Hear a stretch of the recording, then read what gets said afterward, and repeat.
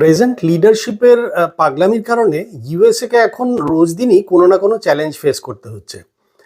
আমেরিকার supreme court Donald ট্রাম্পের করা ট্যারিফের যে সমস্ত রুলস অ্যান্ড রেগুলেশনস এবং বিভিন্ন স্টেট যেগুলো এনেছিলেন সেগুলোকে কমপ্লিটলি অবৈধ ঘোষণা করে সেটাকে ডিক্লাইন করেছেন, যার ফলে সবচেয়ে বড় চমক দিয়েছে মালয়েশিয়ার সঙ্গে হওয়া ইউএসএর যে ট্রেড এগ্রিমেন্ট যেটা ছিল সেটাকে Malaysian government completely null and void ঘোষণা করেছে, যার ফলে আমেরিকার মুখ পুড়েছে।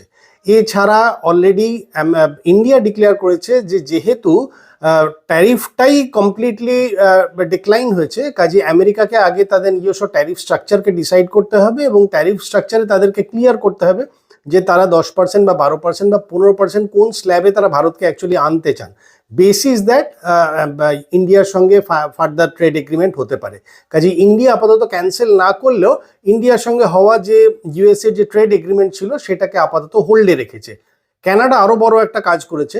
কানাডার কাছে আমেরিকার থেকে যাওয়া $25 বিলিয়ন প্রোডাক্টের উপর কানাডা 21% হারে ট্যারিফ চাপিয়েছে এবং যার ফলে ইন্ডিয়ান কারেন্সিতে প্রায় 2,10,000 কোটি টাকার ট্যাক্সের বোঝা আমেরিকার কাছে চেপেছে।